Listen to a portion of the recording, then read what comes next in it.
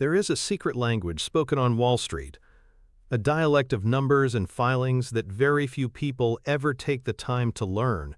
It's a language of opportunity, whispered in the dry, legalistic prose of corporate disclosures and annual reports. Most investors, even the professionals, are functionally illiterate in this language. They see the headlines, they react to the noise, they follow the herd.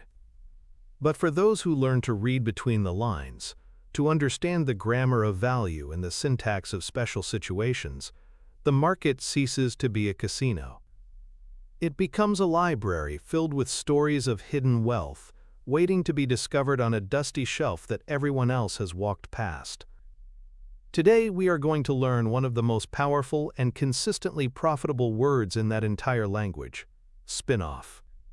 This single word represents a recurring glitch in the market's matrix, a predictable pattern of neglect and mispricing that creates some of the most profound investment opportunities of a generation. We are about to explore the corporate loophole that manufactures undervalued stocks, not by accident, but by design. You will learn why the most sophisticated minds in finance, from Warren Buffett to Joel Greenblatt, have built fortunes by paying attention to the very thing that 99% of investors throw away like junk mail. This isn't about a hot stock tip or a complex trading algorithm. This is about a fundamental, structural inefficiency in the market. It's about understanding the psychology of the crowd so you can calmly and deliberately walk in the opposite direction, toward a quiet corner of the market where the bargains are piled high, waiting for someone who knows their true worth. Prepare to change the way you see your investment account forever. Those little annoying share distributions that you've been tempted to sell immediately, you're about to realize they might not be annoyances at all. They might just be the initial hook, the first clue in a treasure map leading to exceptional returns. This is the art of finding value where no one else is looking. This is the path to true portfolio alpha. The story of the market is, at its core, a story of attention. Where attention flows, money follows. And where attention is absent, value stagnates, ignored and unloved, waiting for a discerning eye.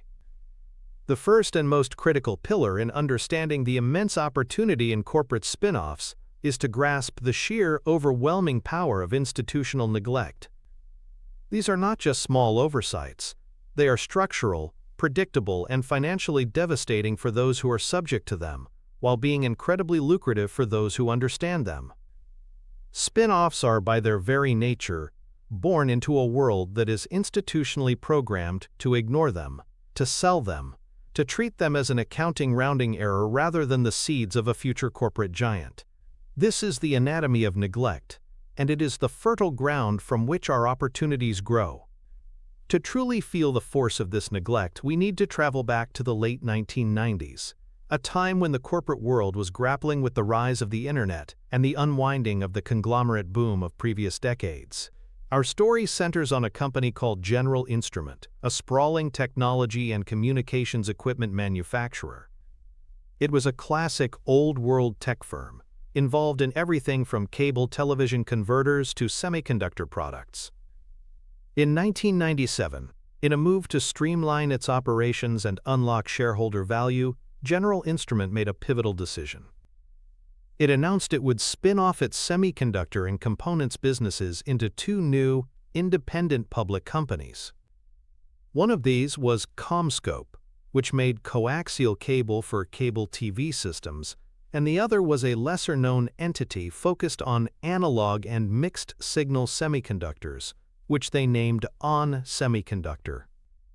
The spin-off of ON Semiconductor was a textbook case of a corporate orphan being cast out into a cold and indifferent market. The parent, General Instrument, was a sizable company, a component of major stock market indices, and held in the portfolios of thousands of large institutional investors, pension funds, mutual funds, and endowments. These institutions have strict rules, or mandates, that govern what they can and cannot own. Many, for instance, are forbidden from owning stocks with a market capitalization below a certain threshold, say $1 billion, Others are index funds, which are programmatically designed to only hold the stocks within a specific index, like the S&P 500. When the spin-off occurred, shares of the newly independent ON Semiconductor were distributed to the existing shareholders of General Instrument. Imagine a massive mutual fund manager, overseeing billions of dollars, suddenly finding their portfolio sprinkled with a few $1,000,000 worth of this new, tiny, unknown semiconductor company. For them, ON Semiconductor was a nuisance. It was far too small to meet their minimum size requirements. It wasn't part of the major indices they were benchmarked against. And most importantly, they had done zero investment research on it. Their job was to track General Instrument, not to start a brand new, deep-dive stock analysis on this tiny corporate offcut. What happened next was as predictable as the sunrise. A tidal wave of indiscriminate selling hit the market. These large institutions, one after another, called their brokers with a simple command: sell our position in ON Semiconductor. We don't care about the price, just get it off our books. It doesn't fit our mandate. This wasn't selling based on a careful valuation of ON Semiconductor's business, its management, or its future prospects. It was forced, mindless selling driven by internal rules and simple convenience. The result was a catastrophic decline in the stock price.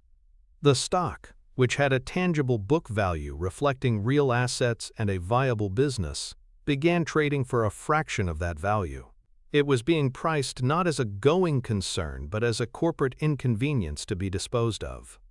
This is where the legendary value investor Seth Klarman and his Baupost Group entered the picture. Klarman is a master of special situations, and he understands the anatomy of neglect better than almost anyone. While the institutions were dumping their shares for pennies on the dollar, his team was doing the hard work of actual investment research. They looked at ON Semiconductor not as an orphan but as a business. They saw a company with established product lines, a solid customer base in the automotive and industrial sectors, and a new management team that was now highly incentivized, with their personal wealth tied directly to the success of this small, independent company. They saw a balance sheet loaded with assets that were being valued by the market at a ridiculous discount. The forced selling had pushed the stock price so low that it created what Benjamin Graham called a margin of safety, the size of the Grand Canyon.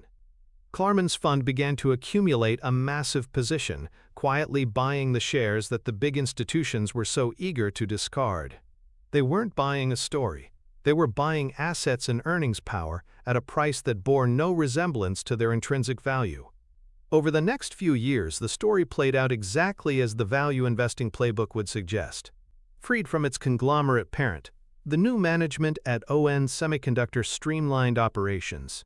They focused their research and development on their most profitable niches. The market, which had completely forgotten about the company, slowly began to notice that this little orphan was actually a highly profitable, well-run business.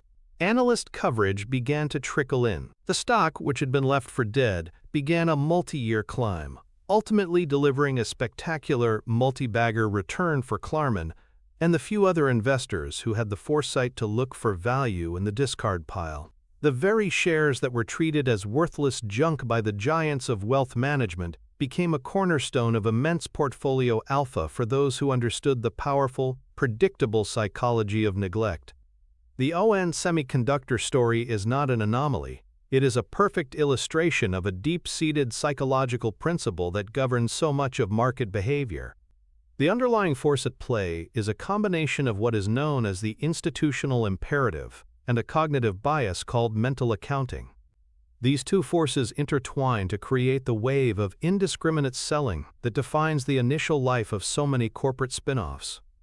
First, let's deconstruct the institutional imperative. This is the tendency of large organizations, including massive investment funds, to follow the path of least resistance and to conform to industry norms, even when those norms are suboptimal. A portfolio manager at a multi-billion-dollar fund is not primarily rewarded for finding a tiny, obscure company that triples in value.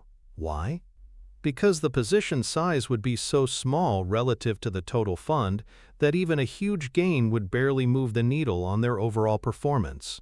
However, they can be severely punished for stepping outside their mandate. If they hold on to a small-cap stock like ON Semiconductor and it performs poorly, their superiors will ask, "Why were you even dabbling in this? It's not in our index. It doesn't meet our size criteria. You violated the process."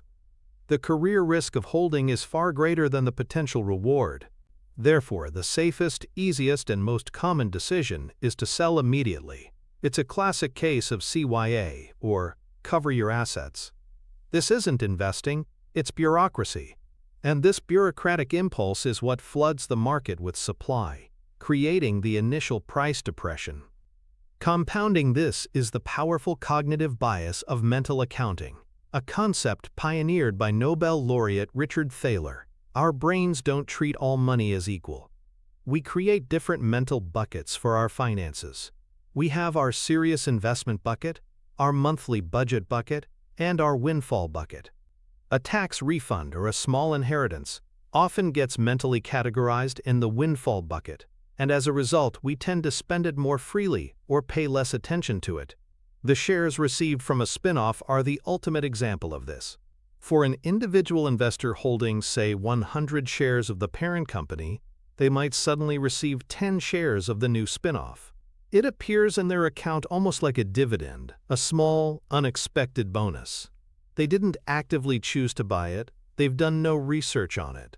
It feels like house money. Their mental accounting system files it under miscellaneous annoyance or small windfall.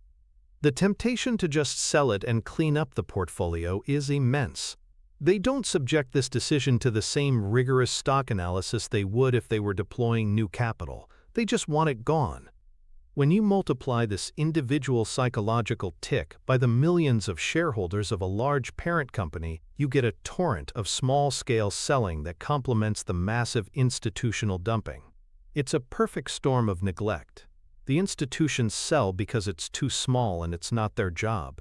The individuals sell because it's too small and it feels like a nuisance. Notice what is absent from both decisions: any consideration of the company's actual value. The selling pressure is entirely divorced from the fundamentals of the underlying business. This is a crucial market inefficiency. The price is being set not by a calculation of future earnings or asset value, but by organizational rules and psychological quirks. Understanding this is the key that unlocks the entire strategy. You are not trying to outsmart a market that is pricing a company rationally. You are taking advantage of a market that isn't pricing the company at all. It's simply discarding it. The knowledge that this neglect is happening and why it's happening on a deep psychological level gives you the confidence to be the buyer when everyone else is a seller. So how does a retail investor, an entrepreneur, or anyone seeking to build long-term wealth translate this powerful principle into a practical, repeatable blueprint for finding undervalued stocks? The answer lies in developing a systematic process, a mental model for hunting, researching, and acting on these special situations. This is not about day trading. It is about becoming a financial detective, piecing together clues from publicly available documents to uncover value that the rest of the market has overlooked. Step 1 of the blueprint is identification. You must create a system for finding upcoming spin-offs. This information is not hidden. Companies are required to announce these intentions publicly. You can set up news alerts on services like Google News or specialized financial data providers for keywords like spin-off, spins off division, or announces separation. Another critical source is the U.S. Securities and Exchange Commission, or SEC. When a company decides to spin off a division, it must file a document called a Form 10 with the SEC. This document is a treasure trove of information, and monitoring new Form 10 filings is a direct pipeline to these opportunities. Your goal in this first step is simply to build a list of upcoming spin-offs. Don't analyze them yet, just identify them. Step 2 is the initial filter. Not all spin-offs are created equal. Some are designed to offload toxic liabilities or failing business units. Your job is to separate the wheat from the chaff. The key document for this is that Form 10 filing. This document is essentially a business plan for the new company. It will describe the business, the industry it operates in, its historical financial performance, often called carve-out financials, the risks it faces, and who will be on its management team. In this step, you are looking for red flags. How is the parent company structuring the deal? A major red flag is when the parent loads up the spin-off with a crushing amount of debt. They might be using the spin-off as a way to clean up their own balance sheet, sending the new company out into the world with a financial anchor tied around its neck. Conversely, a green flag is a new company with a clean balance sheet and a parent company that is retaining a small stake, indicating they still have some faith in its future. You are also looking at the business itself. Is it a good business in a growing industry that was simply starved for capital and attention inside the larger conglomerate? Or is it a dying business being cast off? Step 3 is the deep dive into management incentives. This is perhaps the most critical part of the analysis and is central to advanced investing. Go to the section of the Form 10 that discusses executive compensation. You want to see a new management team whose financial fortunes are overwhelmingly tied to the future success of the spin-off stock. Look for large grants of stock options or restricted stock that will only become valuable if the share price appreciates significantly over the next several years. When a CEO of a newly independent company stands to become personally wealthy by tens or even hundreds of millions of dollars if they can double or triple the stock price, their interests are perfectly aligned with yours. This is the freedom premium we will discuss later in more detail. This single factor can often be the difference between a mediocre outcome and a spectacular one. Step 4 is valuation. After you've identified a spin-off with a good business, a clean balance sheet, and aligned management, you need to determine what it's worth. This is where your stock analysis skills come into play. Look at the carve-out financials in the Form 10. How profitable is the business? How fast is it growing? What are its margins? Now, find publicly traded companies that are similar to the spin-off. These are called comparables or comps. See what valuation multiples, like price to earnings, price to sales, or EV/EBITDA, those companies trade at. This will give you a ballpark estimate of what the spin-off should be worth in a rational market. Your hypothesis is that due to the forced selling, it will begin trading at a significant discount to this rational value. Your margin of safety is the gap between the chaotic, depressed market price and your conservative estimate of its intrinsic value. Step 5, the final step, is execution and patience. Once the spin-off occurs and the shares of the new company, often called the SpinCo, are distributed, you monitor the price. You will often see the stock price fall for the first few days, weeks, or even months as the wave of institutional and retail neglect plays out. This is your buying window. You don't have to catch the absolute bottom. The goal is to acquire your position at a price that represents a clear discount to your calculated intrinsic value. And then, you wait. It can take 6 months, a year, or sometimes longer for the market to discover the company and for the value to be recognized. This is not a get-rich-quick scheme.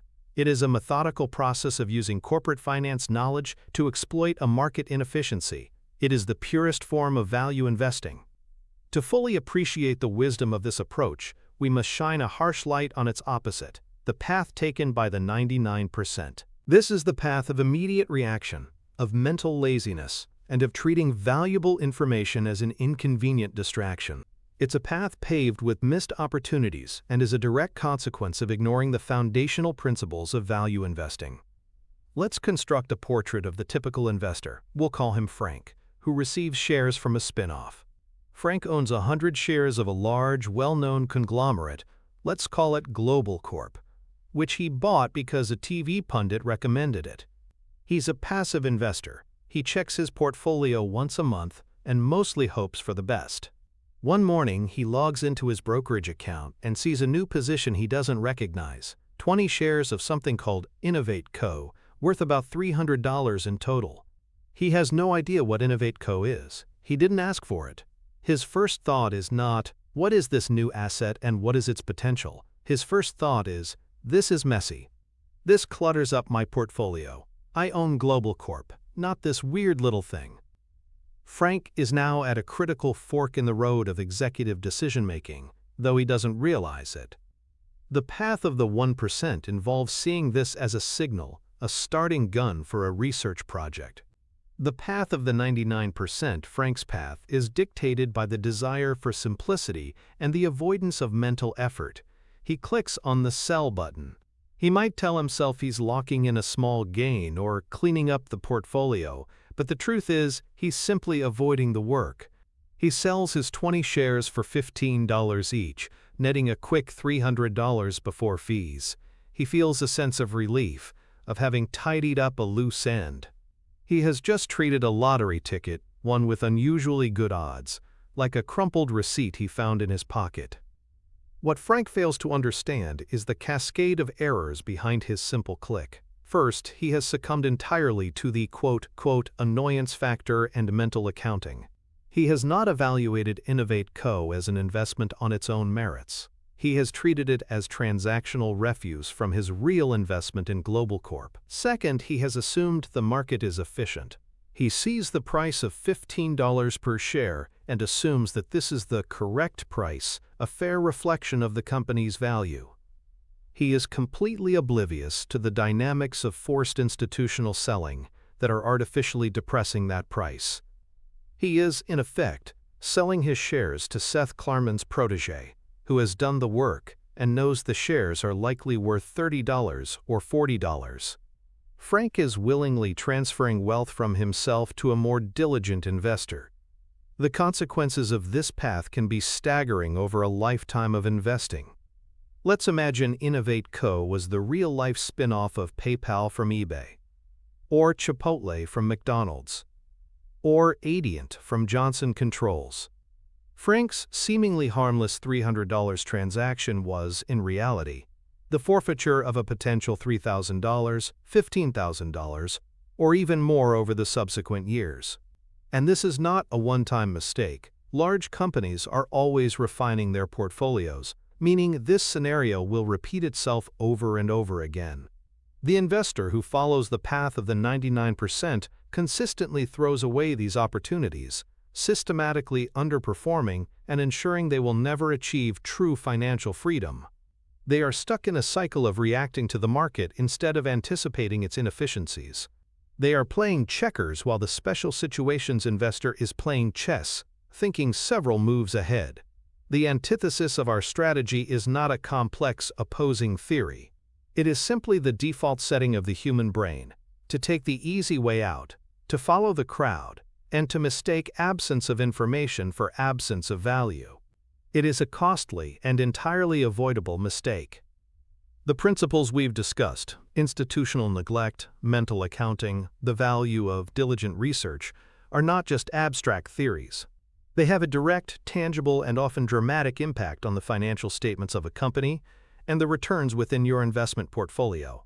Understanding this direct financial connection is what transforms this strategy from an interesting idea into a powerful tool for wealth management and building a durable competitive advantage in the market.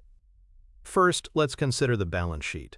When a division is spun off, its assets and liabilities are carved out of the parent company and used to form the opening balance sheet of the new entity.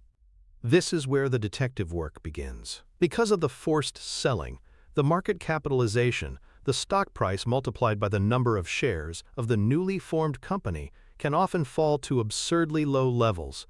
It is not uncommon in the initial weeks for a spinco to trade for less than its net current asset value. This is a classic Ben Graham net-net situation, where you are literally buying a collection of assets for less than their liquidation value. You could theoretically buy the entire company, sell off all the current assets like cash, receivables, and inventory, pay off all the liabilities, and still have cash left over, with the long-term assets like factories and patents effectively being thrown in for free. The financial statement itself is screaming that the stock is undervalued, but only for those who are looking. The indiscriminate selling creates a direct, quantifiable disconnect between the market price and the hard, audited numbers on the balance sheet. Next, consider the income statement and the impact on profitability. A division trapped inside a large conglomerate is often a victim of corporate bloat and misaligned incentives. It may be saddled with a portion of the parent company's massive overhead costs, corporate jets, sprawling headquarters, layers of middle management, that have nothing to do with its actual operations. Once spun off, these allocated costs vanish. The new, leaner company has only the expenses it truly needs to run its business. This alone can cause a dramatic and immediate increase in reported profit margins, even if the underlying business hasn't changed at all. Furthermore, the newly empowered management team, with their compensation now tied directly to the SpinCo's performance, is intensely focused on operational efficiency. They hunt for cost savings and chase profitable growth with a vigor that was impossible under the old corporate structure. This translates directly into higher earnings per share, the fundamental driver of stock prices over the long term. Your investment research into the Form 10 can help you anticipate this margin improvement before it ever shows up in a quarterly earnings report, giving you a significant informational edge. Finally, and most importantly, is the direct connection to your own portfolio and the generation of alpha. Alpha is the financial term for returns that are above and beyond the market average. You don't generate alpha by buying the same 500 stocks everyone else owns in an index fund. You generate it by finding pockets of market inefficiency, where prices have become temporarily detached from reality. Spin-offs are one of the most reliable and recurring sources of this inefficiency. By systematically identifying these situations, performing the deep dive stock analysis, and patiently buying when others are mindlessly selling, you are essentially harvesting this inefficiency for your own portfolio. The financial advantage is twofold. First, you are buying assets at a discount, creating a margin of safety that protects your capital on the downside. Second, you are positioning yourself for the eventual repricing of the asset as the market slowly recognizes its true value. This process, the closing of the gap between price and value, is what delivers the outsized returns. It's a direct financial transfer from the impatient and the uninformed to the patient and the diligent. This is not gambling. It's a calculated, repeatable process rooted in corporate finance and behavioral psychology, a true market secret for those willing to do the work. The neglect of an orphaned company is only the beginning of the story. Once the spin-off is complete and the wave of indiscriminate selling has subsided, a new and equally powerful force begins to take hold. This is the second pillar of our thesis, the freedom premium. A spin-off is not just a financial transaction, it is an act of liberation. A business unit that was once a neglected division, a rounding error on a global conglomerate's income statement, is suddenly master of its own destiny. This newfound independence unleashes a torrent of entrepreneurial energy, strategic focus, and powerful incentives that were dormant for years. The market consistently underestimates the value of this freedom, and for the savvy investor, this freedom premium is a second, potent source of massive returns, layered on top of the initial discount from neglect. To witness the explosive power of the freedom premium, we must turn our attention to one of the most brilliant and telling spin-offs in modern corporate history, the separation of PayPal from its parent company eBay in July 2015. This wasn't a case of a parent casting off a diseased limb. It was the story of a caged rocket ship finally being allowed to launch. In the years leading up to 2015, eBay was a mature, relatively slow-growing e-commerce marketplace. PayPal, which eBay had acquired in 2002, was a different beast entirely. It was a high-growth, innovative financial technology company at the forefront of the digital payments revolution. But as long as it remained a division of eBay, its potential was fundamentally constrained. The parent company, eBay, had its own set of priorities, its own corporate culture, and its own capital allocation strategy. Decisions at PayPal had to go through layers of eBay bureaucracy. The CEO of the PayPal division ultimately reported to the CEO of eBay. If PayPal wanted to make a massive investment in a new mobile technology, or pursue a partnership with a company that was a direct competitor to eBay's marketplace, it was a difficult, politically charged process. The division's resources were often diverted to support the slower-growing parent. In essence, the faster, more agile entity was being held back by the larger, more bureaucratic one. The activist investor, Carl Icahn, famously agitated for the split, arguing that keeping the two companies together was like giving a Stradivarius to a child. He saw that PayPal's true value was being smothered under the corporate blanket of eBay. When the spin-off was finally announced and executed, the transformation was immediate and profound. Dan Schulman was brought in as the CEO of the newly independent PayPal. His mandate was clear: unleash the company's full potential. The new management team, whose personal fortunes were now tied directly to PayPal's stock through massive equity grants, began to operate with a speed and focus that was previously impossible. They were now free to form partnerships with anyone, including eBay's biggest rivals like Amazon and Alibaba, and credit card giants like Visa and MasterCard, whom they had previously viewed as competitors. This open platform strategy dramatically expanded PayPal's addressable market overnight. Freed from the constraints of eBay's capital budget, PayPal went on an acquisition spree, buying innovative companies like Zoom for international remittances and Braintree, which owned the hugely popular peer-to-peer payment app Venmo. These were bold, strategic moves that a mere division of eBay would have struggled to get approved. The company poured resources into mobile payments, one-touch checkout technology, and expanding its services for small and medium-sized businesses. The entire culture of the organization shifted from being a supporting division to being a hungry, entrepreneurial powerhouse determined to dominate the future of finance. The financial results were staggering. Investors who received shares of PayPal in the spin-off and had the wisdom to hold on to them were rewarded handsomely. In the 5 years following the separation, PayPal's stock price increased by over 600%, massively outperforming not only its former parent, eBay, but also the broader market represented by the S&P 500. The company's market capitalization, which was around $45 billion at the time of the spin, soared to well over $200 billion. This explosion in value was not because the business had magically changed on day one. It was the direct result of unlocking the human potential within the company. It was the value of focused leadership, aligned incentives, strategic clarity, and the freedom to innovate without asking for permission. The market, initially, did not fully price in this freedom premium. It valued PayPal as the company it was to as an incentives inside eBay, not the company it could become once it was set free. For investors who did the deep investment research and understood the power of this liberation, the spin-off of PayPal was not just a special situation, it was one of the great wealth creation events of the decade.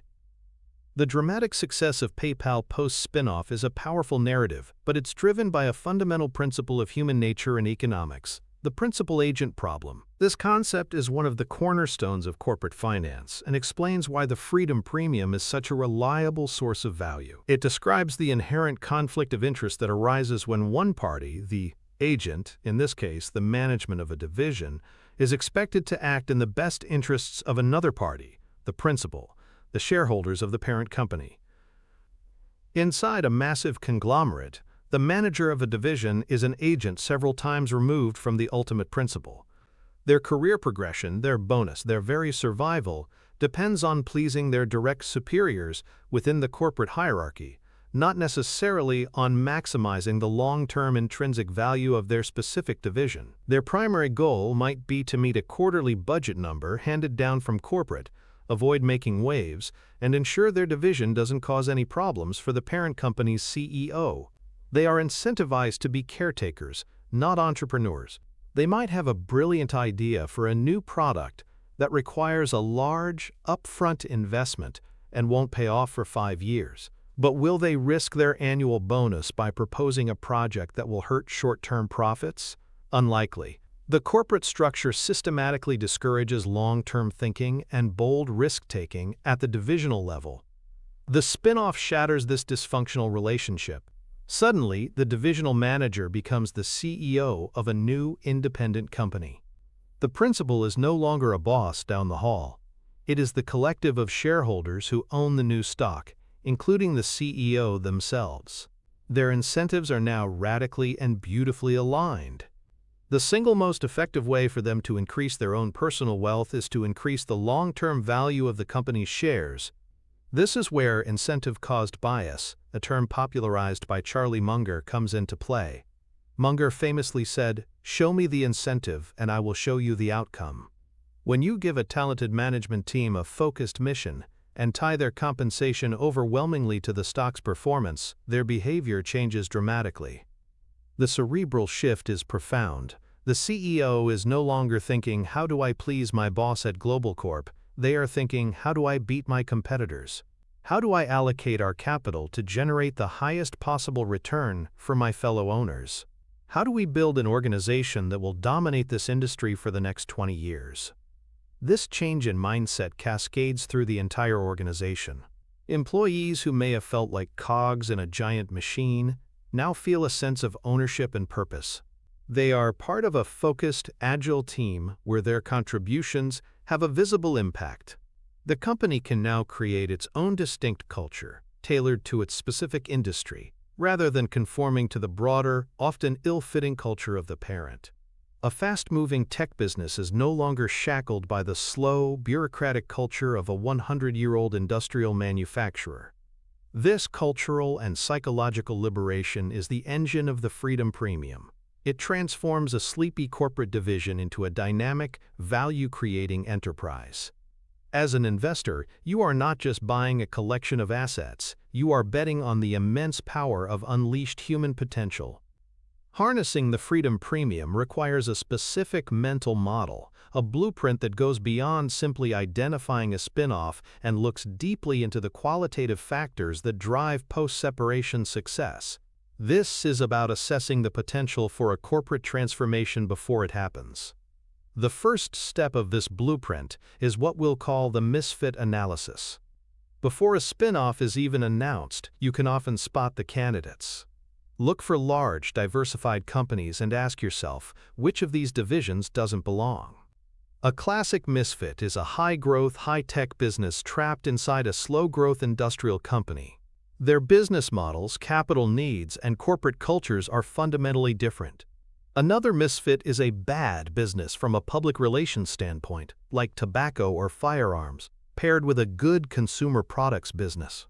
The bad business often trades at a low valuation multiple, which drags down the valuation of the entire conglomerate. Separating them allows each to be valued appropriately by the market. Your goal is to identify these strategic inconsistencies, as they are the most fertile ground for a value-unlocking spin-off. Step 2 is a rigorous evaluation of the new leadership. Once the spin-off is announced and the Form 10 is filed, your focus must shift to the designated CEO and their team. This is not a box-ticking exercise.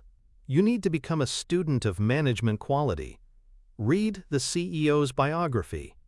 Have they successfully run a business before? Do they have a track record of smart capital allocation? Most importantly, as we've discussed, you must scrutinize their compensation package. Is it loaded with plain vanilla options that pay off with mediocre performance, or is it structured with high-performance hurdles that require them to deliver exceptional returns to get truly rich? Look for what are called out-of-the-money options, which have no value unless the stock price rises significantly. This is the clearest signal that management is ready to embrace its new freedom and drive the business with an owner's mentality. If the old bureaucratic divisional manager is simply being moved into the new CEO role with a comfortable salary and a weak incentive package, the potential for a dynamic transformation is significantly lower. Step 3 is to map out the strategic possibilities. With your understanding of the business from the Form 10, ask yourself, what can this company do now that it couldn't do before? Can it finally enter a new market that its parent forbade it from entering? Can it acquire a competitor that would have been an antitrust issue under the old structure? Can it change its pricing strategy or invest heavily in a new technology that was previously unfunded? Try to identify 2 or 3 specific, plausible strategic initiatives that independence makes possible. This moves your analysis from the generic "freedom is good" to a concrete thesis. I believe the new Adient can now make the necessary long-term investments in R&D for next-generation auto seating, which will allow it to gain market share from its competitors over the next 5 years. This level of specific, forward-looking analysis is a hallmark of advanced investing. Step 4, the final piece of the blueprint, is to assess the company's newfound ability to tell its own story. A division inside a conglomerate gets very little attention from the investment community. It doesn't have its own analyst day, its own conference calls, or its own section in the parent company's annual report. Once independent, the company can communicate its unique value proposition directly to Wall Street. The new CEO can go on a roadshow, meet with investors, and articulate a clear, compelling vision for the future. This process of discovery by the investment community is a powerful catalyst. As analysts begin to initiate coverage and understand the story, they publish positive reports, which brings the company to the attention of a wider pool of investors. Your job is to get there first. By following this blueprint, you can build a strong conviction about the company's potential before the Wall Street storytelling machine even gets started, allowing you to buy in at a price that doesn't yet reflect the full value of the Freedom Premium. The path of the 99% is to completely ignore this profound transformation. The average investor, our friend Frank, sees the spin-off as a purely mechanical event. A switch is flipped, and one company becomes two. He does not see the human drama, the psychological shift, the unleashing of entrepreneurial spirit. He is blind to the Freedom Premium because he is focused only on the surface-level numbers, not the underlying drivers of value. When Frank looks at the newly spun-off company, Innovate Co., he sees it for what it was, not what it can become. He might look at its historical financials, the carve-out numbers from the Form 10, and see a business with mediocre margins and slow growth. He concludes, this is a mediocre business. He completely misses the point that those historical numbers were generated under the suffocating constraints of the parent company. He is driving by looking in the rearview mirror, assuming the future will be a simple extrapolation of the past. The sophisticated investor understands that the spin-off event itself represents a fundamental break from the past. The historical numbers are the starting point, not the destination. Furthermore, Frank is guilty of what psychologists call attribute substitution. He is asked a difficult question. What is the future potential of this newly independent company with a new management team and a new strategy? Answering this requires deep thought and research. So his brain substitutes an easier question. What do I know about this company right now? The answer is very little, and the associated feeling is one of uncertainty and discomfort. He then acts to eliminate that discomfort by selling the stock. He has traded the potential for massive long-term gain for the certainty of short-term psychological comfort. This is a catastrophic error in executive decision-making, driven by a failure to appreciate the soft, qualitative factors that drive business success. The 99% also fails to grasp the power of incentives. To them, one CEO is much like another. They read about executive compensation in the headlines and see it as a story of greed. They don't see it as the powerful steering mechanism that it is. They don't differentiate between a CEO who is paid a large salary regardless of performance and one whose entire net worth is on the line, dependent on the stock price 5 years from now. This is a critical distinction. The latter is your partner in value creation. The former is just a highly paid employee. By ignoring this crucial detail, the average investor is unable to identify the situations where the probability of a dramatic operational turnaround is highest. They are flying blind, unable to see the most important indicator of future success. The disastrous consequence of this mindset is that the 99% systematically sells their best opportunities. They sell the PayPal and keep the eBay. They sell the Chipotle and keep the McDonald's.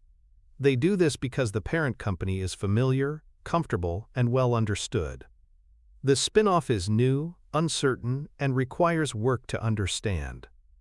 They cling to the past and discard the future. This is why building a process for analyzing special situations is so critical for any retail investor seeking to beat the market. It forces you to counteract these natural but costly psychological biases. It forces you to look forward, to analyze incentives, and to recognize the immense, untapped value of corporate freedom. The liberation of a spin-off and the alignment of management incentives translate directly into tangible financial improvements that you can track and measure. The Freedom Premium isn't just a feel-good story. It's a powerful engine of cash flow generation and value creation that shows up clearly on the financial statements and, ultimately, in your wealth management account. Let's begin with the concept of capital allocation. A division within a conglomerate is a, quote, capital seeker. It must go, cap in hand, to corporate headquarters to beg for money for new projects, competing with every other division in the empire. The parent company's management, far removed from the day-to-day realities of the division, makes the allocation decisions. Often, they will starve the high-return projects in a small division to feed the mediocre projects in a much larger division, simply because the latter is more important to the parent's overall earnings. Once independent, the spin-off's management becomes capital allocators. They now control their own cash flow. They can decide whether to reinvest in the business, acquire a competitor, pay down debt, or return cash to shareholders through dividends or buybacks. A smart, incentivized management team will deploy that capital into projects with the highest rates of return.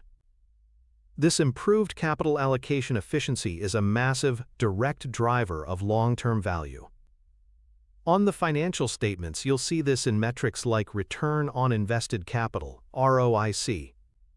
A company that can consistently reinvest its earnings at a high ROIC is a compounding machine, and a spin-off often provides the first opportunity a business has to prove its capital allocation prowess. Next, consider the impact on the top line, revenue growth. A constrained division may be barred from pursuing new customers or markets that conflict with another part of the parent company. The newly independent PayPal, for example, could suddenly partner with Visa, a move that would have been unthinkable when it was part of eBay, which saw Visa as a competitor at its checkout. This strategic freedom opens up new revenue streams that were previously locked away. On the income statement, you can see this effect over time as the company's revenue growth rate accelerates post-spin-off.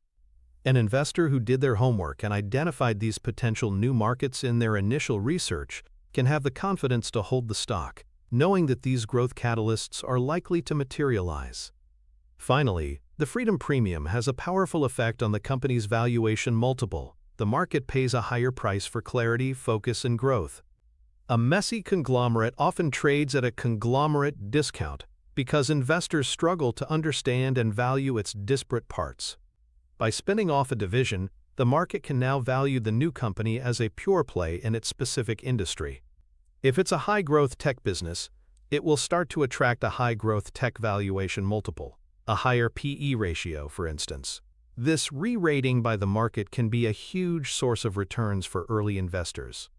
You might buy the stock when it's being valued as a boring industrial component with a PE of 12.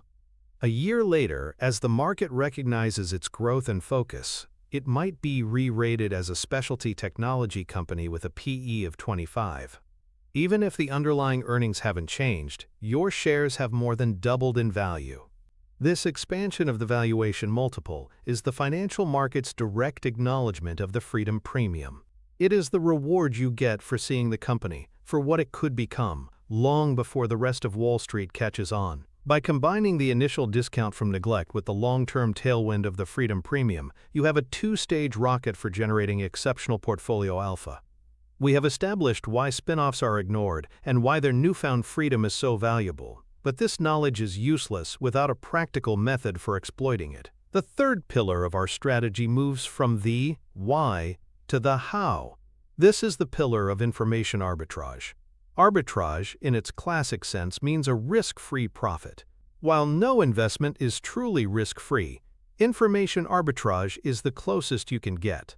It is the practice of using publicly available information that is widely ignored to gain an analytical edge. The entire spin-off ecosystem is ripe for this kind of arbitrage. The key documents, like the Form 10, are dense, boring, and filled with legal jargon. the 99% won't read them. But within those pages lie the clues to uncovering massive value. Mastering the art of sifting through this information is what separates the amateur from the professional in the world of special situations investing. Our foundational anecdote for information arbitrage takes us to another master of the craft, Joel Greenblatt. His book, You Can Be a Stock Market Genius, is the unofficial Bible for this style of investing. One of the most compelling stories he tells, which perfectly illustrates the power of reading the fine print, revolves around the 1988 spin-off of a company called Host Marriott from its parent, Marriott Corporation. Marriott Corporation, run by the legendary Bill Marriott, was a hospitality giant. It consisted of two very different businesses. First, there was the hotel management and franchising business, a high-margin, capital-light business that generated enormous amounts of cash. Second, there was the hotel real estate business, which owned the physical hotel properties. This was a capital-intensive, debt-heavy business. Bill Marriott and his team realized that the market was not giving them full credit for their fantastic hotel management business because its stellar results were being obscured by the less attractive, debt-laden real estate segment. Their solution was a clever spin-off. They decided to separate the two. The parent company, which would be renamed Marriott International, would keep the good business, the management and franchising contracts. The bad business, the hotel real estate, would be spun off into a new company called Host Marriott. And to make sure the parent company was pristine, they planned to load up the spin-off, Host Marriott, with most of the corporation's existing debt. On the surface, this looked like a classic good PO/bad-co split. The obvious play for most investors was to buy the parent, Marriott International, and sell or ignore the spun-off Host Marriott, which seemed like a dumping ground for debt and undesirable assets. This was the story you'd get if you just read the headlines or listen to a cursory summary on a financial news network. But Joel Greenblatt and other deep-value investors did something different. They actually read the full prospectus, the equivalent of the Form 10 for this transaction. And buried deep within the legalese and financial tables, they found a few sentences that changed everything. The documents revealed that the newly formed Host Marriott, while burdened with debt, was also being given something incredibly valuable: extensive and highly favorable rights to develop new hotel properties for Marriott International in the future. Furthermore, it was being granted long-term management contracts with Marriott for its existing properties, ensuring a stable stream of revenue. Most critically, Greenblatt's analysis of the real estate assets revealed that their true market value was significantly higher than the value being carried on the company's books, a common feature of real estate accounting. He did the math. He calculated that even after accounting for all the debt, the underlying real estate and the valuable development rights were worth far more than the price at which Host Marriott was likely to trade when it was cast off by the market. And that is exactly what happened. When the spin-off occurred, investors, following the simple good-bad-co narrative, dumped their shares of Host Marriott. The stock began trading at a ridiculously low valuation. Greenblatt, armed with his superior information arbitrage, was a heavy buyer. He knew he was purchasing a dollar's worth of prime real estate and development rights for 50 cents or less. Over the next several years, his thesis played out perfectly. Host Marriott's management skillfully managed its portfolio, sold some properties, developed new ones, and proved to be a highly profitable enterprise. The stock price rose dramatically, delivering a massive return to the few investors who had bothered to do the reading. The lesson was clear and powerful. The most valuable information is often hidden in plain sight, in the very documents that most people find too boring or too complicated to read. The market had reacted to the headline story, while the real money was made by understanding the detailed footnotes. This is the essence of information arbitrage. The reason information arbitrage works so consistently in the world of spin-offs is rooted in a set of powerful psychological principles that govern how we process information. The primary bias at play is what is known as information aversion, coupled with the overload heuristic. Humans, despite living in the information age, are not wired to seek out and process large volumes of dense, complex information. We actively avoid it, especially if it's presented in a dry, unengaging format. Think about the Form 10. It can be hundreds of pages long. It's written by lawyers and accountants for lawyers and accountants. It is not a thrilling narrative. When the average investor is confronted with such a document, their brain rebels. The prefrontal cortex, responsible for deliberate, analytical thought, sees the immense effort required to read and understand the document and sends a signal: abort! This is too hard and not worth the energy. This is information aversion. It's the same reason people don't read the terms and conditions for their credit cards or the full details of their mortgage documents. We are wired to conserve mental energy. This leads directly to the overload heuristic. When faced with too much information or information that is too complex, we resort to mental shortcuts or heuristics to make decisions. Instead of reading the primary source document, we look for a summary. We read a 2-paragraph news article. We listen to a 30-second soundbite from a TV analyst. We ask a friend what they think.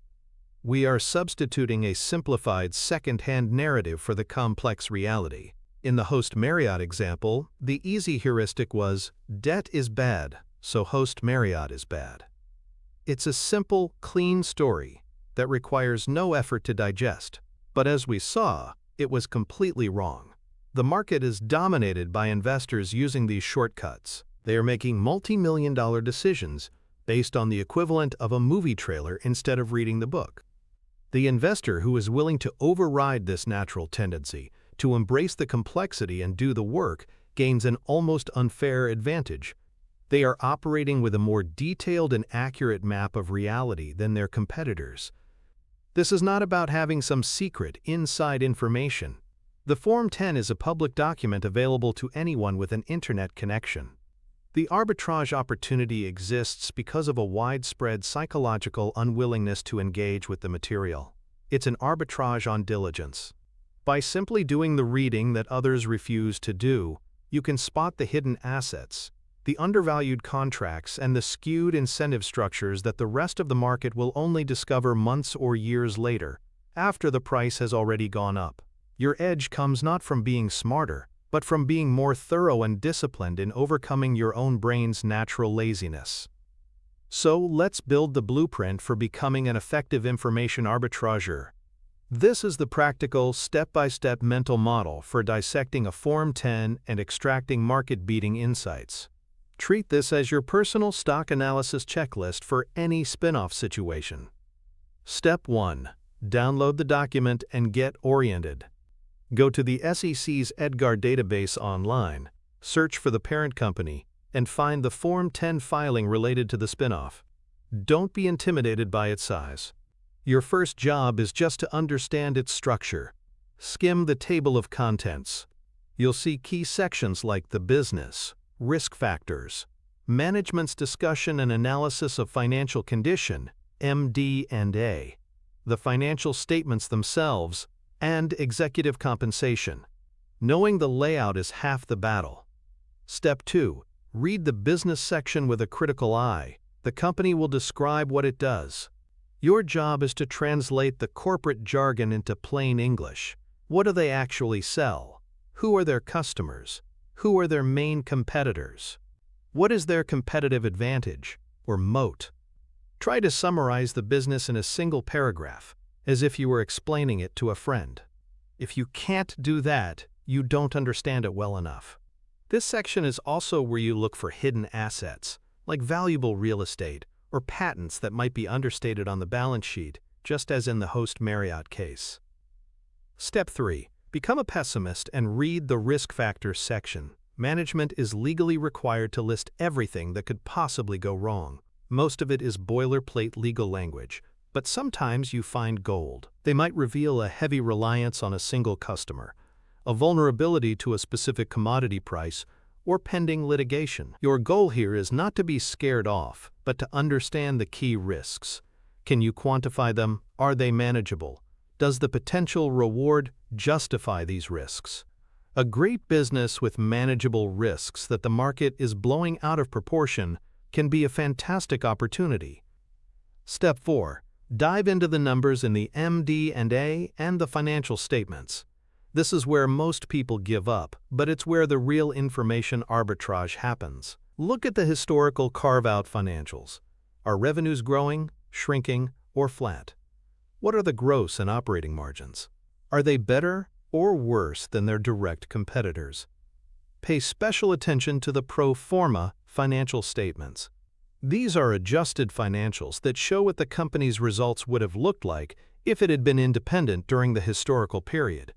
This is where you can see the potential impact of removing the parent company's corporate overhead costs, which can often reveal a much more profitable underlying business. Step 5. The most crucial part. Analyze the transaction section. This part of the document describes the mechanics of the spin-off itself. This is where you find the answers to the most important questions. How much debt is the parent company giving the spin-off? A company weighed down by debt is a huge red flag. What ongoing agreements will exist between the parent and the spin-off? Are there favorable supply contracts? Or, conversely, will the spin-off be forced to buy services from the parent at inflated prices? Are there any special cash payments being made in either direction? This section reveals the fairness of the deal. A spin-off that is being set up to succeed with a clean balance sheet and favorable contracts is a powerful green light. This detailed analysis of the deal structure is a key component of advanced investing and a place where a diligent retail investor can gain a massive edge. By following this 5-step process, you transform a daunting legal document into a strategic roadmap for uncovering value. The path of the 99% is the path of the headline reader. It is the antithesis of information arbitrage. The average investor, Frank, outsources his thinking to others. He doesn't read the Form 10. He reads an analyst's report that summarizes the Form 10. Or even worse, he reads a news article that summarizes the analyst's report. With each level of summarization, the nuance, the detail, and the crucial information are stripped away, leaving only a simplistic, often misleading narrative. Frank sees the Host Marriott spin-off, and here's the story. Marriott is splitting into a good hotel management company and a bad real estate company loaded with debt. This narrative is easy to understand and fits neatly into his existing mental models. He acts on it without a second thought, avoiding Host Marriott like the plague. He has mistaken the map's legend for the territory itself. He feels like he has done his research because he has consumed some information, but he has consumed low-quality, heavily processed information. He is the victim of the information cascade, where a simple story, right or wrong, gets repeated by so many people that it becomes accepted as fact. This failure to engage with primary source documents leads to a series of predictable and costly errors. Frank will never discover the hidden assets. He will be completely blindsided by the terms of the deal. He won't understand the true, underlying profitability of the business because he hasn't looked at the pro forma financials. He is, in essence, making his investment decision with only 10% of the available data. It's like a doctor trying to diagnose a patient based only on their height and weight. The probability of an accurate assessment is practically zero. The most dangerous consequence of this path is the illusion of knowledge. Frank thinks he knows why he is avoiding Host Marriott.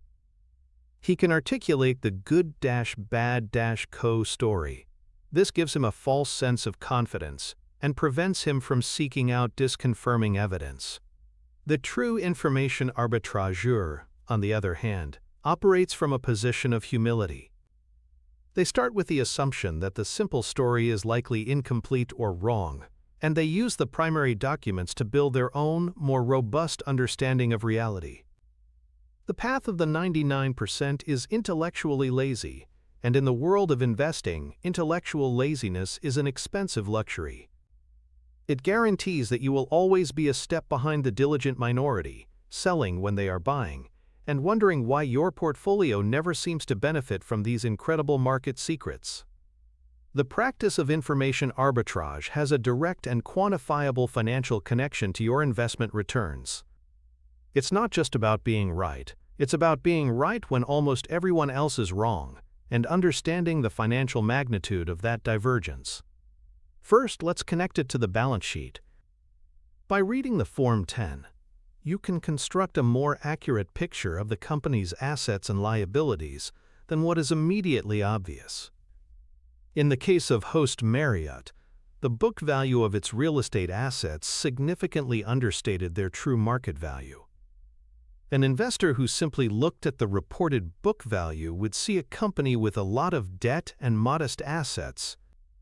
But an investor who did the extra research, looking at recent real estate transactions in the same markets, for example, could build a case that the true asset value was double the book value.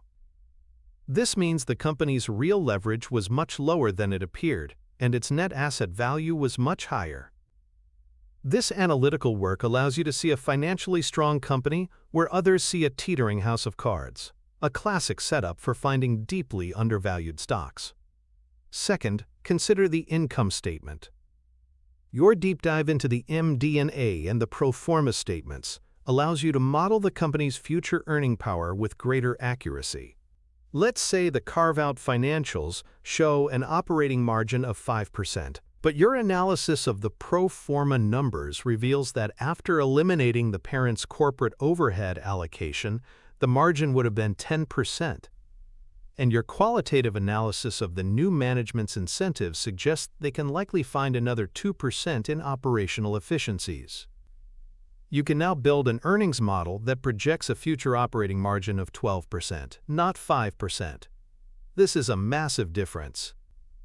If the rest of the market is valuing the company based on its historical 5% margin, and you have strong, document-based evidence that the true earning power is more than double that, you have found a significant mispricing. This is how detailed investment research translates directly into a variant perception that can generate enormous portfolio alpha. Finally, information arbitrage directly creates your margin of safety.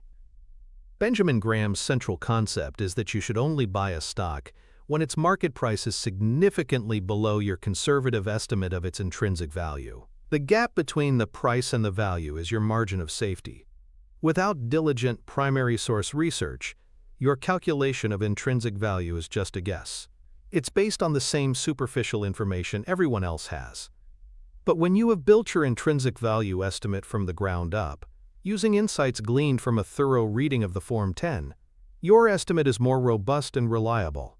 You have a higher degree of confidence that the value is real.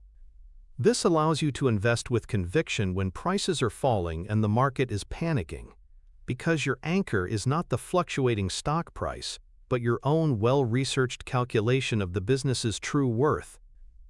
This is the ultimate financial advantage, the ability to act rationally and greedily when others are acting irrationally and fearfully, all because you did the reading they wouldn't. We have now explored the initial neglect, the subsequent freedom, and the informational edge required to capitalize on spin-offs. But there is a fourth, crucial pillar that underpins the entire strategy, and it is perhaps the most difficult for the human mind to master: the patience catalyst. After you've done all the work, identified the undervalued spin-off, and established your position, the hardest part begins: the waiting. The market does not correct its mistakes overnight. The process of price discovery, where an ignored and mispriced stock is gradually recognized for its true worth, can take months or even years. This seasoning period requires immense psychological fortitude. The ability to remain patient while your thesis plays out, ignoring the short-term noise and volatility, is the catalyst that transforms a brilliant analysis into a profitable investment. Without it, even the best research is worthless. For our foundational anecdote on the power of patience, we must look at one of the most famous and successful spin-offs of all time, a company that has become a household name and a Wall Street darling, the 2006 spin-off of Chipotle Mexican Grill from its parent, McDonald's. The story is a masterclass in how a brilliant business can be initially overlooked, and how only the patient investors reaped the truly spectacular rewards. In the early 2000s, McDonald's was the majority owner of Chipotle, a small, up-and-coming chain of fast casual burrito restaurants. Chipotle's concept of food with integrity, using fresh, high-quality ingredients, was a stark contrast to the traditional fast food model of McDonald's. While it was growing rapidly, it was a tiny part of the McDonald's empire. In 2006, McDonald's decided to divest its stake in Chipotle, first through an initial public offering (IPO), and then by distributing its remaining shares to McDonald's shareholders. This was, for all intents and purposes, a spin-off. At the time of the IPO, many analysts were skeptical. They saw Chipotle as just another restaurant concept in a crowded field. McDonald's shareholders who received the shares saw this small, unfamiliar restaurant stock appear in their accounts. What did most of them do? They followed the path of the 99%. They sold. They took their small, quick profit and moved on, happy to be rid of the distraction. They were focused on the short term, on the immediate price action. But a small group of investors saw something different. They saw a company with a fanatical customer base, a unique and powerful brand, and a massive runway for growth. They understood that the concept of high-quality, fast casual dining was a secular growth trend, not a fad. They did their investment research and saw the incredible profitability of each individual restaurant, what's known as unit economics. They saw a visionary founder in Steve Ells and a management team dedicated to the unique culture of the company. They bought the stock, and then they did the hardest thing in investing: nothing. For the first few years, the stock performed well, but it was not a straight lineup. There were periods of doubt. There were quarterly earnings reports that missed expectations by a penny, sending the stock down 10% in a day. There were fears about rising food costs and increased competition. The impatient investors, the ones looking for a quick win, would have been shaken out during these volatile periods. They would have sold to protect their gains or cut their losses, but the patient investors held on. Their conviction was not based on the last quarter's earnings, but on the long-term thesis that Chipotle was a superior business with a long runway of growth ahead of it. The real fireworks happened over the long run. An investor who bought Chipotle shares at the time of the spin-off and held them for the next decade would have seen their initial investment multiply over 20 times. A $1,000 investment would have turned into more than $20,000. The McDonald's shareholder who received a few shares worth a couple of $100 and sold them immediately forfeited a life-changing gain. The difference between the mediocre outcome and the spectacular one was not a superior initial analysis. Many people recognized Chipotle was a good business. The difference was patience. It was the ability to withstand the emotional roller coaster of the market and allow the power of business growth and compounding to work its magic over a long period of time. This is the patience catalyst in action. It's the essential, time-released ingredient that activates the full potential of a great special situations investment. The immense difficulty of being patient is not a character flaw, it is a feature of our evolutionary wiring. The underlying psychological principle that makes patience so challenging is a cognitive bias known as hyperbolic discounting, also sometimes called present bias. Our brains are hardwired to value immediate rewards much more highly than future rewards, even if the future rewards are significantly larger. This made perfect sense for our ancestors on the savannah. A small meal today was worth more than the promise of a large feast next week, because next week was uncertain. You might be eaten by a lion before you got to enjoy the feast. This deep-seated instinct for immediate gratification is still with us, and it wreaks havoc on our long-term financial decision-making. When you buy a spin-off stock and it quickly goes up 20%, your brain's reward system, the nucleus accumbens, floods with dopamine. The feeling is intensely pleasurable. Hyperbolic discounting screams at you, "Sell now, lock in this reward, it feels good." The abstract, uncertain possibility of the stock going up 500% over the next 5 years cannot compete with the tangible, immediate pleasure of a 20% gain today. So you sell. You have satisfied your ancient brain's craving for immediacy, but you have sacrificed the life-changing wealth that comes from long-term compounding. Compounding this is another powerful bias, action bias. Humans have a tendency to feel that doing something is better than doing nothing, even when inaction is the more rational course. In investing, this manifests as a constant desire to tinker with your portfolio. Watching a stock you own go down is painful. Action bias tells you to do something to stop the pain. Sell it. Watching a stock go sideways for 6 months is boring. Action bias tells you to do something more exciting. Sell it and buy a stock that's moving. The legendary investor Charlie Munger has often said that a huge part of his and Buffett's success came from their ability to sit patiently and do nothing for long stretches of time. They have mastered the art of intelligent inaction. They understand that once you've made a good decision based on sound analysis, the highest value activity is often to let that decision play out. The patience catalyst requires you to actively fight against your brain's innate desire for immediate gratification and constant action. It requires you to subordinate the emotional, short-term thinking of your limbic system to the rational, long-term planning of your prefrontal cortex. To cultivate this essential skill, we need an applied mental model, a blueprint for patience. This is not about willpower alone. It's about creating a system and a mindset that makes patience the default option rather than a constant struggle. Step 1 is to write it down. Before you ever buy a single share of a spinoff, you must write down your investment thesis. This should be a 1 or 2-page document that clearly explains why you are buying the stock. What is your calculated intrinsic value? What are the key catalysts you expect to drive the stock price towards that value over time? E.g., margin improvement, debt paydown, market discovery. What are the key risks to your thesis? Be specific. This document is your anchor. When the stock is volatile and your emotions are running high, you must pull out this document and read it.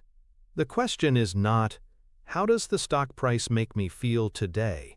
The question is, has anything fundamentally changed about my written thesis? If the answer is no, then the correct action is to do nothing, or perhaps even buy more if the price has fallen. Step 2 is to adopt a time-based lockup. This is a mental commitment you make to yourself. When you buy a special situation stock like a spinoff, you mentally lock it up for a minimum period, say 2 to 3 years. You tell yourself that, barring a fundamental blow-up of your original thesis, you are not allowed to sell the stock for any reason within that time frame. This is not a real lockup, of course, but creating this mental rule helps to short-circuit the temptations of hyperbolic discounting and action bias. It prevents you from making emotional, short-term decisions. It forces you to think like an owner of a business, not a trader of a stock ticker. Step 3 is to focus on the business, not the stock. The stock price is a volatile, manic-depressive signal of the market's mood. The underlying business is a much slower-moving, more predictable entity. Instead of checking the stock price every day, which is a recipe for emotional exhaustion, commit to checking in on the business once a quarter, when it releases its earnings report. Read the report, listen to the conference call, and update your thesis document. Is the company executing on its strategy? Are margins improving as you expected? Are they gaining market share? By focusing your attention on the slow, steady progress of the business, you will be far less disturbed by the chaotic, meaningless fluctuations of the stock price. This is a core discipline of all successful long-term value investing. Step 4 is to invert your information diet. The financial media is a fire hose of short-term noise designed to trigger your action bias. They don't care about your long-term wealth. They care about their ratings and clicks, which are driven by fear and greed. You must ruthlessly curate your information intake. Unfollow the stock market pundits on social media. Turn off the financial news channel. Instead, spend your time reading annual reports, industry journals, and books on business history and investment strategy. Fill your mind with long-term signals, not short-term noise. This will retrain your brain to think in years and decades, not minutes and hours. which is the necessary time frame for the patience catalyst to work its magic. The path of the 99% is the path of the impatient gambler. Frank, our typical investor, is not an investor at all. He is a renter of stocks. He is looking for a quick hit, a stock that will pop. He buys the Chipotle spinoff because he heard some buzz about it. The stock goes up 15% in the first month. He feels brilliant. He sells and brags to his friends about his quick profit.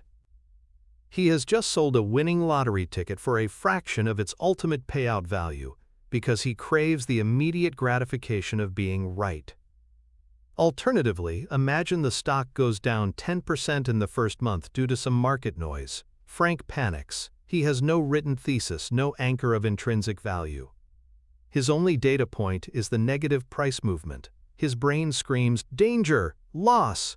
He sells to cut his losses, telling himself he dodged a bullet. He has just been scared out of a fantastic long-term investment by meaningless short-term volatility.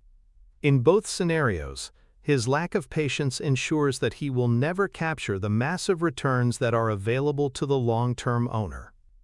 The 99% are trapped in a cycle of what is called resulting, judging the quality of a decision based on its immediate outcome. If the stock goes up right away, it was a good decision. If it goes down, it was a bad one. This is a terrible way to learn and invest.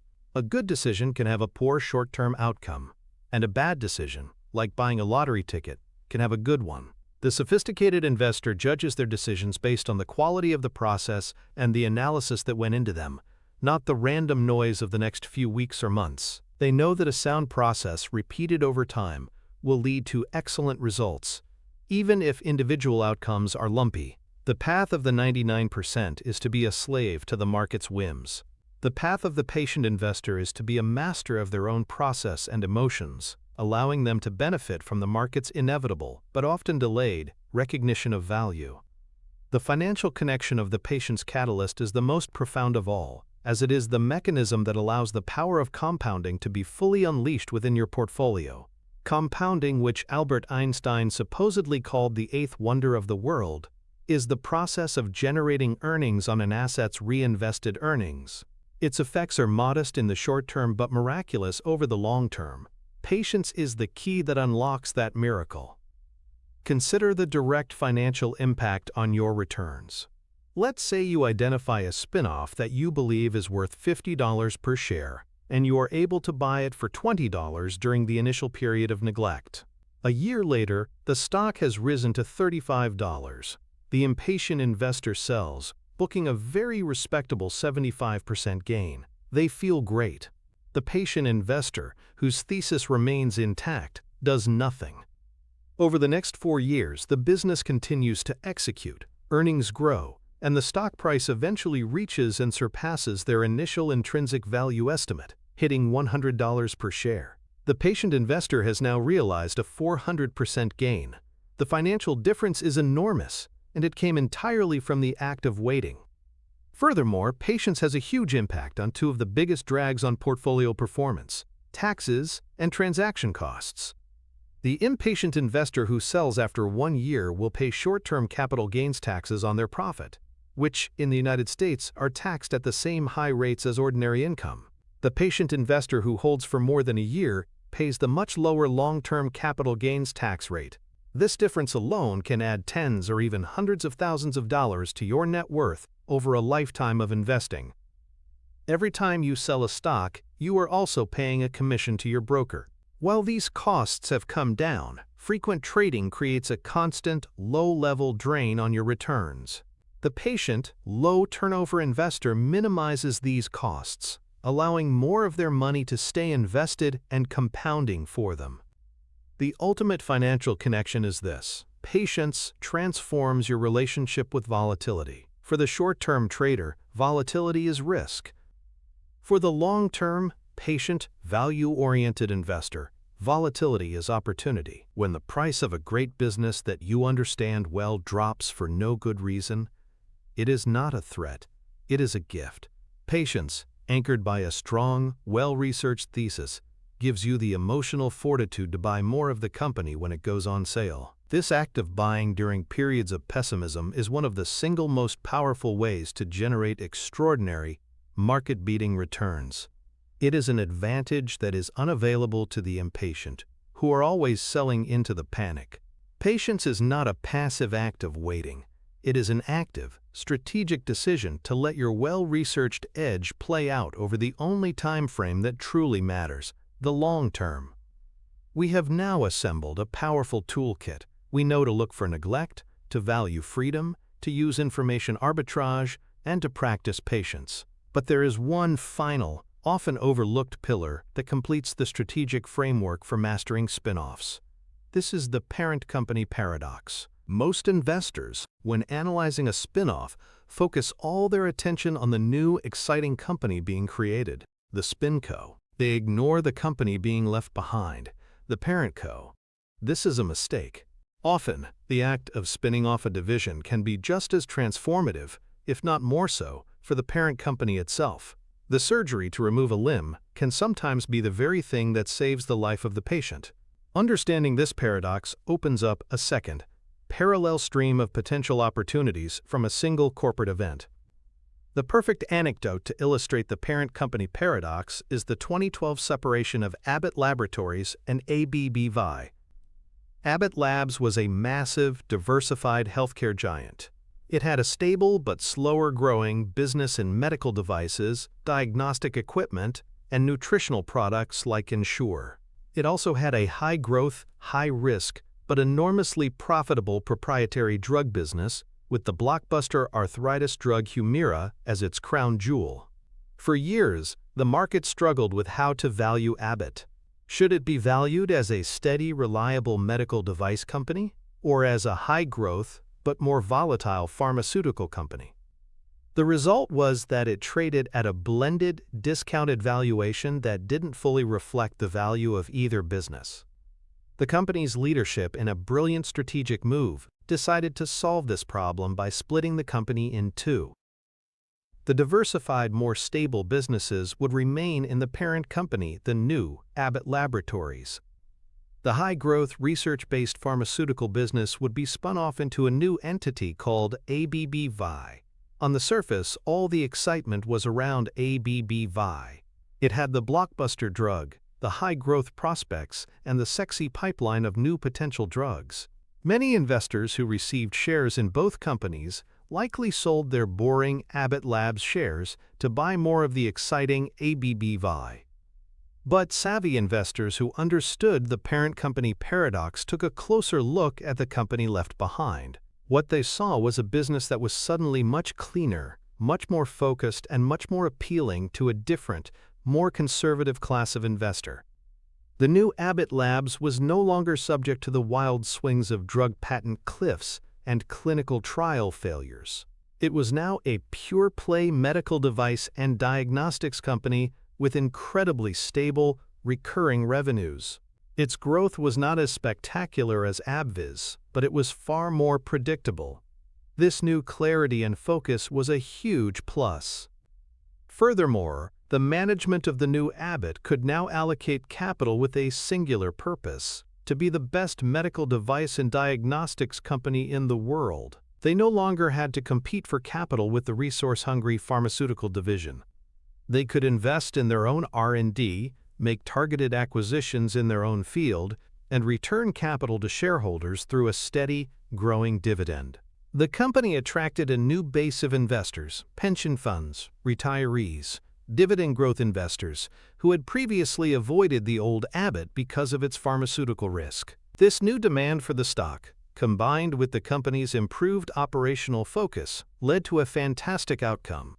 In the years following the spin-off, the shares of the boring parent, Abbott Labs, performed spectacularly, delivering market-crushing returns and consistent dividend growth.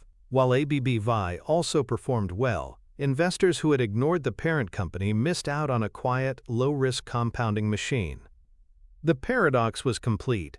The act of giving away its most exciting division was the very thing that made the parent company a phenomenal investment in its own right. The psychological principle underpinning the parent company paradox is a cognitive shortcut known as categorization, combined with the power of narrative. Our brains crave simplicity and order. To make sense of a complex world, we place things, people, objects, and companies into mental categories or boxes. A company is either a growth stock or a value stock. It's a tech company or an industrial company. These labels help us process information quickly, but they are often crude oversimplifications of reality. Before the spin-off, the old Abbott Laboratories didn't fit neatly into any category. It was a healthcare conglomerate, a messy hybrid of different business models. This lack of a clear category made it difficult for Wall Street analysts and investors to understand and value. It didn't have a clean story, a simple narrative that could be easily told and sold. The human mind, and by extension the market, dislikes ambiguity. As a result, it assigns a lower valuation to things it cannot easily categorize. This is the source of the, quote, conglomerate discount. The spin-off is a powerful act of recategorization. By spinning off the pharmaceutical business, Abbott Labs was able to shed its ambiguous identity and declare to the world, "We are now a pure-play medical device and diagnostics company." This allows the market to neatly place it into a new box. Analysts who specialize in medical devices can now cover the stock with confidence. Index funds and ETFs focused on the medical device sector can now add it to their portfolios. The company now has a clean, compelling narrative. We are a stable, growing leader in essential healthcare technologies, serving an aging global population. This new, clean narrative is incredibly powerful. It attracts a whole new class of investors who previously wouldn't have considered the stock. This influx of demand from a fresh investor base can have a profound impact on the stock's price and valuation multiple.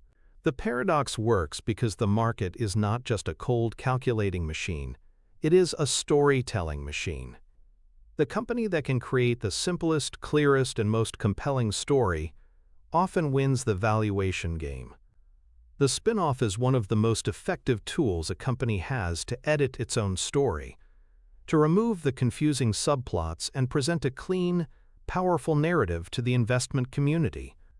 As an investor, your job is to anticipate this recategorization and the re-rating that will follow, often before the rest of the market grasps the power of the new, simplified story. To systematically exploit the parent company paradox, you need a blueprint that forces you to give equal analytical weight to the company being left behind. It's a simple but powerful extension of your existing special situations process. Step 1 is the post-spin pro forma analysis. Just as you analyze the spinco, you must analyze the parent co on a pro forma basis. What will this company look like on day 1 after the separation is complete? You need to build a picture of its new, simplified balance sheet, income statement, and cash flow profile. How much debt is it retaining? What are its margins going to be without the spun-off division? Is it now a high-margin, capital-light business, or is it a more capital-intensive one? The goal is to see the parent co with fresh eyes, as if it were a brand-new company you were analyzing for the first time. Step 2 is to identify the new narrative. Ask yourself, what is the new, clean story for this company? In the Abbott Labs example, the story changed from messy healthcare conglomerate to stable medical device leader. In the case of eBay, after the PayPal spinoff, the story changed from aging e-commerce player with a payments growth engine to a pure-play, high-margin online marketplace with valuable classifieds assets. Being able to clearly articulate this new narrative is crucial. If you can't find a compelling new story, then the parent might not be as attractive an opportunity. A good narrative is often a signal of a good strategy. Step 3 is to analyze the new capital allocation policy. This is critical. The spin-off fundamentally changes the parent company's capital allocation equation. Management now has a different set of opportunities and constraints. Will they use the cash flow from their mature businesses to aggressively buy back stock? Will they become a dividend growth story, as Abbott Labs did? Or will they use their newfound strategic focus to make bolt-on acquisitions in their core market? Look for clues in management statements and the company's historical behavior. A clear and shareholder-friendly capital allocation policy for the remaining business is a massive green flag and a key component of a solid investment thesis for the parent co. Step 4, the final step, is to assess the new investor base. Try to determine what kind of investor will be attracted to the new, leaner parent company. Is it a company that will appeal to dividend funds, to deep value investors, to growth at a reasonable price investors? Understanding the likely new owners of the stock can help you anticipate future demand. If a company transforms itself into a perfect fit for a large and underserved investor category, the future flow of funds into the stock can provide a powerful, sustained tailwind for the share price. This is an advanced technique that involves thinking about the market not just as a valuation machine, but as an ecosystem of different investor types with different needs and mandates. The path of the 99% is one of tunnel vision. When a spin-off is announced, all the media attention, all the analyst commentary, and all the investor buzz focuses on the new, sexy SpinCo. It's human nature. We are drawn to novelty and growth stories. The parent co is seen as the old, boring leftover. Our friend Frank exemplifies this. He reads the headlines about ABBV and its blockbuster drug Humira. He gets excited about the growth potential. He receives his shares of both companies and immediately sells his Abbott Labs stock, perhaps even using the proceeds to buy more ABBV. He has fallen for the simple, exciting story and has completely ignored the less obvious but equally powerful opportunity in front of him. This is a classic case of what psychologists call framing. The situation has been framed for him as old versus new or boring versus exciting. He accepts this frame without question and acts accordingly. He fails to reframe the situation from a different perspective, focused versus unfocused, or predictable versus unpredictable. The sophisticated investor has the mental flexibility to look at the same event from multiple angles. They see that the boring parent might actually be a predictably profitable company, which can be a far better investment than an excitingly risky one. The failure of the 99% here is a failure of imagination. They cannot imagine that subtraction can be addition. They see the company giving away a valuable asset and assume the remaining entity must be less valuable. They don't grasp the concept that removing a complex or mismatched part can make the whole system function better, unlocking a value that was previously trapped by complexity. This is why a methodical process is so important. A checklist that forces you to analyze the parent co with the same rigor as the SpinCo acts as a corrective to this natural psychological blind spot. It forces you to look at the opportunity that everyone else is ignoring, which is often where the best, lowest risk returns are found. The 99% chase the exciting story. The 1% analyze the entire system and often find their greatest profits in the part of the story that nobody is telling. The financial connection of the parent company paradox is direct and powerful, manifesting primarily through valuation and capital efficiency. It is the quantifiable reward for seeing clarity where others see leftovers. First and foremost is the impact on the valuation multiple, what we call multiple expansion. As we discussed with Abbott Labs, a messy conglomerate often trades at a discount to the sum of its parts. Let's quantify this. Imagine a company has two divisions. Division A is a stable business that should trade at 15 times earnings. Division B is a growth business that should trade at 25 times earnings. If both divisions generate equal earnings, you might expect the combined company to trade at 20 times earnings. But because of the conglomerate discount, it might only trade at 17 times earnings. When the company spins off Division B, two things happen.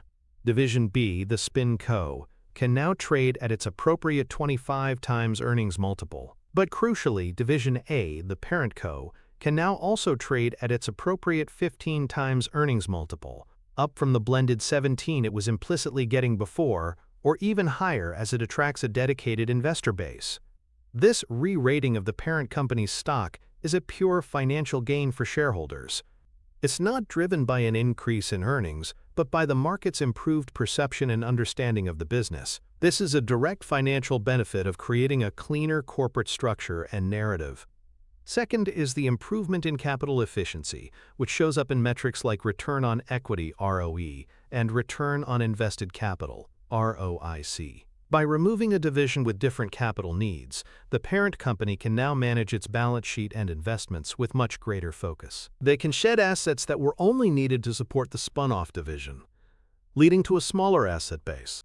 If they can generate the same or even slightly lower earnings from this smaller base of assets, their return on capital metrics will soar. A company that can increase its ROIC from 10% to 15% becomes a much more powerful compounding machine and a much more valuable enterprise. This is a direct, measurable improvement in the economic engine of the business, made possible by the strategic subtraction of the spin-off.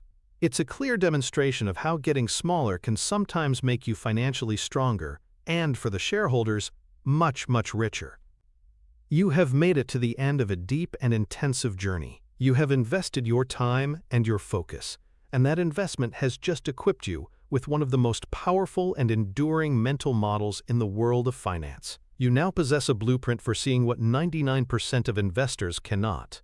You understand that the word spin-off is not a piece of corporate jargon.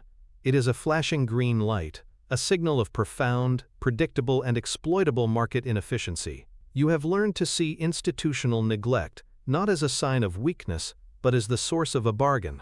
You have learned to see corporate freedom not as an abstract concept, but as a fierce engine of value creation. You have learned to turn boring legal documents into treasure maps and to cultivate the psychological patience required to let your thesis mature into profit. This is a complete, professional-grade framework for generating true portfolio alpha, a tool that can serve you for the rest of your investing life.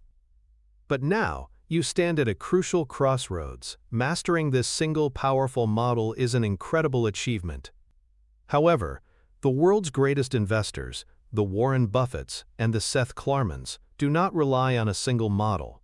They operate with a latticework of interconnected mental models. They understand that a spin-off is just one type of special situation, one specific outcome of a broader and even more fundamental process, the process of capital allocation. The decision to spin off a company is a capital allocation decision, but so is the decision to buy back stock, to issue a dividend, to acquire a competitor, or to reinvest in the core business. The framework you have just mastered is a single, crucial node in this larger network of understanding. It is a powerful piece of the map, but it is not the entire map. The video that is now on your screen is the next piece of that map. It is the link that connects the specific strategy of spin-off investing to the universal principles of masterful capital allocation. It explains the very system that CEOs use to make these momentous decisions in the first place. Understanding that system is what elevates you from someone who can analyze a specific type of transaction to someone who can analyze any business in any situation. It is the key that unlocks the entire architecture of value creation. The choice you have right now is not simply whether to watch another video. The choice is whether you are content with having one tool in your arsenal, or whether you are committed to building the complete mental toolkit of a world-class investor. The path of the amateur ends here. The path of the master continues with the click of a button. Are you ready to continue your ascent?